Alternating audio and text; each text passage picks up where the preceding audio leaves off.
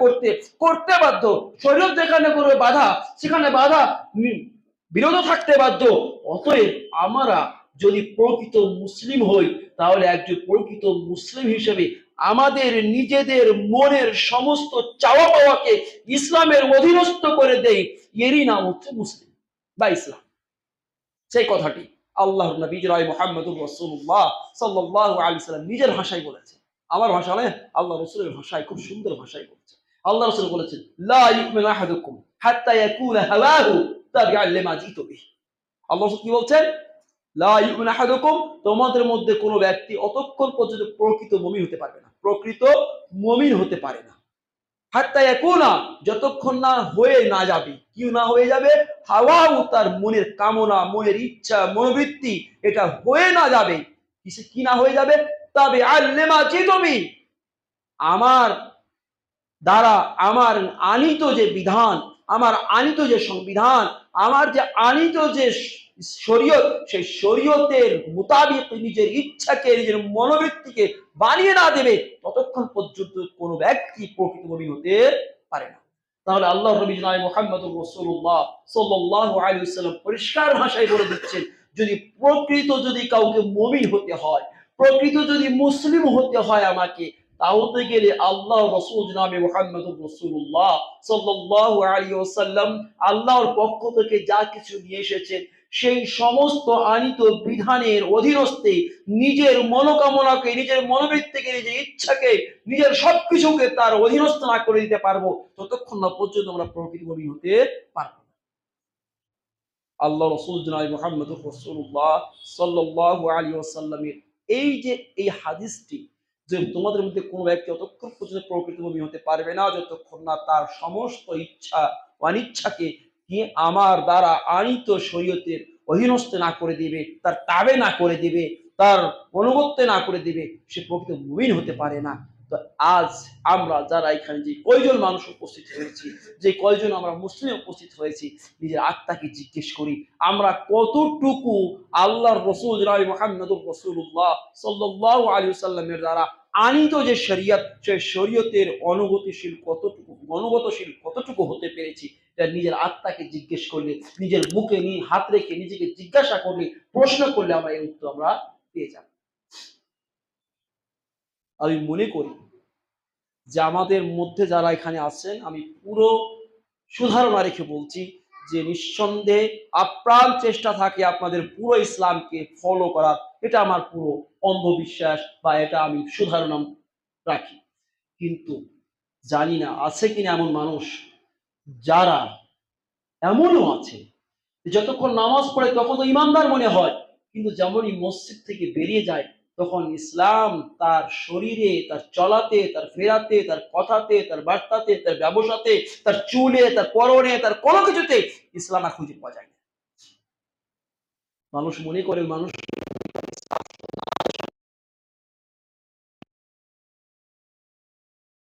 আমরা ওই ব্যক্তি, যেই ব্যক্তি ওই রকম চলে, সেই ব্যক্তিকে জিজ্ঞেস করলে সে উত্তর দেবে ইসলাম হচ্ছে পূর্ণাঙ্গ জীবন ব্যবস্থার নাম হচ্ছে ইসলাম। আপনি স্বীকার করছেন যে পূর্ণাঙ্গ জীবন ব্যবস্থার নাম ইসলাম, অথচ আমার যখনই নামাজ থেকে বেরিয়ে যায় তখন আর কিন্তু ইসলাম মনে থাকে না, তখন জীবন যাপন নিজের মতো করে করি, জীবন যাপন অন্যদের মতো করি, তখন ইসলাম আর নিজের জীবন যাপনের তরিকা, জীবন যাপনের পদ্ধতি, জীবন যাপনের যে পথযাত্রা কিভাবে হবে, সেটা আর ইসলামে খোঁজার চেষ্টা করি। আমার একটা কথা, আল্লাহর তাবারাক ওয়া তাআলা সে কোরআনে আয়াতটি, যে আয়াতটি পাঠ করেছিলাম, সেই আয়াতটিতে অনেক কিছু ঢুকে আছে, ওখানে অনেক কিছু নিহত আছে। আল্লাহ তাবারাক ওয়া তাআলা বলছেন, লাকাদ কানা লাকুম ফি রাসূলিল্লাহি উসওয়াতুন হাসানাহ। আল্লাহ তাবারাক ওয়া তাআলা বলছেন, নিঃসন্দেহে তোমাদের জন্য আল্লাহ রাসূলের জীবনীতে রয়েছে উত্তম আদর্শ।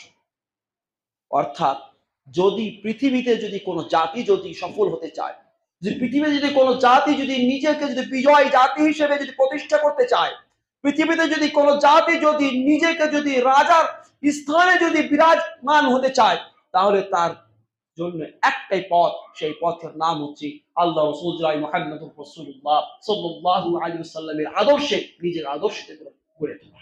যদি এই জাতি, মুসলিম জাতি, যাদের আজ যে অবস্থা, যে পরিস্থিতি দিয়ে এরা শ্বাস প্রশ্বাস নিচ্ছে, এরা নিজেরাও জানে এদের অস্তিত্ব আগামী দিনে থাকবে কি থাকবে না।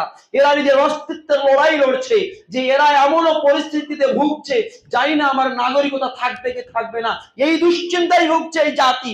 সেই জাতি যদি নিজেকে যদি রসুলের আদর্শে আদর্শিত করে নিত, আল্লাহ তাবারাক ওয়া তাআলা এই বিপদ, যে বিপদ নাগরিকতা যে নিজেদের খাতায় পড়ে গেছে, বিপদ কখন আল্লাহ তাআলা সরিয়ে দিত।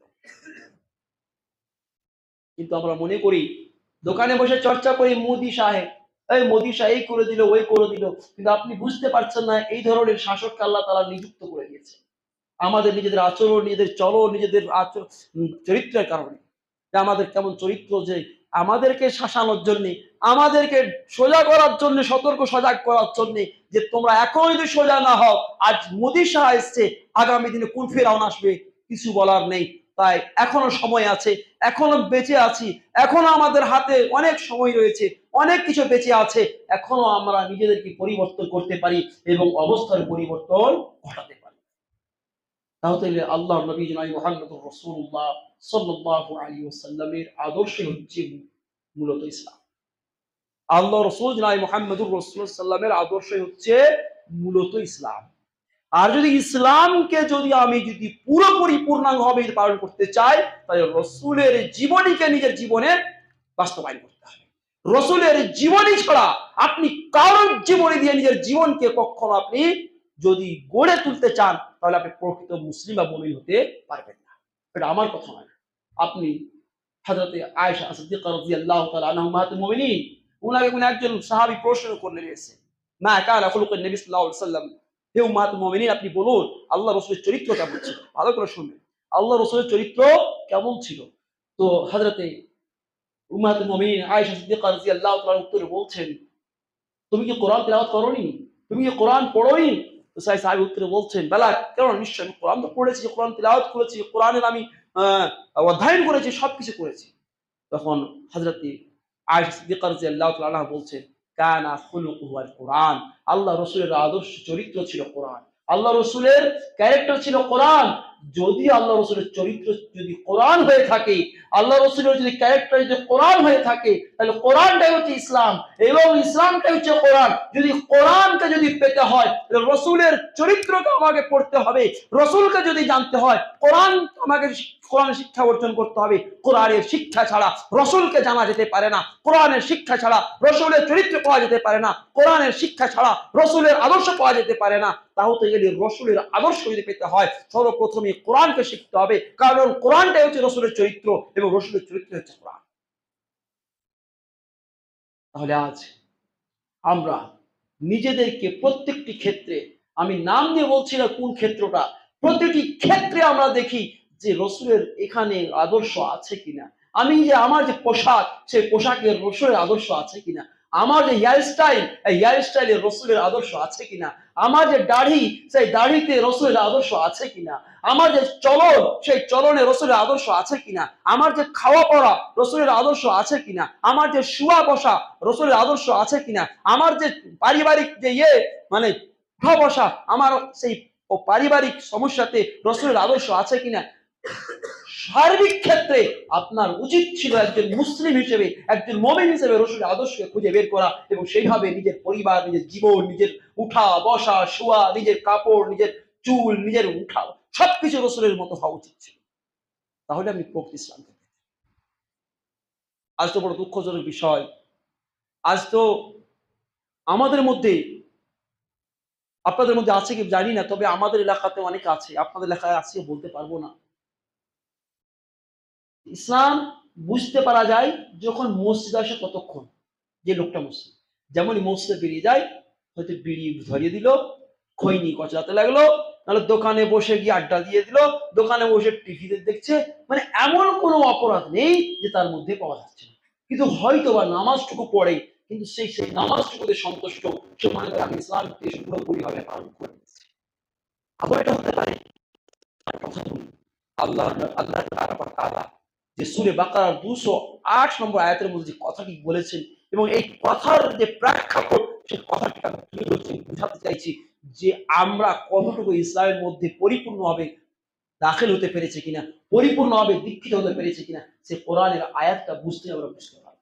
আল্লাহ তাবারক ওয়া তাআলা সেই 208 নম্বর আয়াতের মধ্যে, সূরা বাকারা 208 নম্বর আয়াতের মধ্যে বলছেন, ইয়া আইয়ুহাল্লাযীনা আমানু দুখুলু ফিস-সিলমি কাফা। আল্লাহ তাবারক ওয়া তাআলা বলছেন, হে ঈমানদারগণ, তোমরা পরিপূর্ণভাবে ইসলামের মধ্যে দীক্ষিত হয়ে যাও। ইয়া আইয়ুহাল্লাযীনা আমানু দুখুলু, হে ঈমানদারগণ, তোমরা দাখিল হয়ে যাও, দীক্ষিত হয়ে যাও, ফিস-সিলমি, ইসলামের মধ্যে, কাফা, পরিপূর্ণভাবে, পুরোপুরিভাবে ইসলামের মধ্যে তোমরা কি হয়ে যাও, পরিপূর্ণভাবে দাখিল হয়ে যাও, দীক্ষিত হয়ে যাও। ওয়ালা তাত্তাবিউ খুতুওয়াতিশ শাইতান, এবং শয়তানের পদঙ্কনের অনুসরণ করো, শয়তানের পদঙ্কনের অনুসরণ করো। কারণ ইন্নাহু লাকুম আদুউম মুবিন, কারণ শয়তান হচ্ছে তোমাদের খোলা শত্রু, প্রকাশ্য শত্রু। এর শত্রুতা লুকিয়ে নেই। তোমরা যদি হযরত আদম আলাইহিস সালাম থেকে সৃষ্টি করার থেকে নিয়ে বা উনাকে সাজদা করা থেকে নিয়ে এই পর্যন্ত যদি দেখি ইতিহাস যদি ঘাঁটি, তাহলে দেখতেও শুধু শত্রুতা ছাড়া আমাদের সাথে সে কিছু করেনি। তাই আল্লাহ তাবারক ওয়া তাআলা বলছেন, শয়তান হচ্ছে তোমাদের প্রকাশ্য শত্রু। এই যে কোরআনের আয়াতটা, এই যে পরিপূর্ণভাবে ইসলামে দাখিল হয়ে যাওয়ার যে নির্দেশ আল্লাহ তাবারক ওয়া তাআলা ঈমানদার বলছেন, ডাক দিচ্ছেন ইয়া আইয়ুহাল্লাযীনা আমানু বলে, ঈমানদার বলে, অথচ তাদেরকে আবার নির্দেশ দিচ্ছেন উদখুলু ফিস-সিলমি কাফা, পরিপূর্ণভাবে ইসলামে দীক্ষিত হয়ে যাও, পরিপূর্ণভাবে। তার মানে হচ্ছে এমনও মানুষ আছে যারা নিজের মুমিন বলে দাবি করবে, ঈমানদার হতে পারে, আল্লাহকে বিশ্বাস করে, কিন্তু তাদের মধ্যে পরিপূর্ণ ইসলাম পাওয়া যায় না। এই আয়াতটা একটি প্রেক্ষাপট আছে। প্রেক্ষাপটটা কি?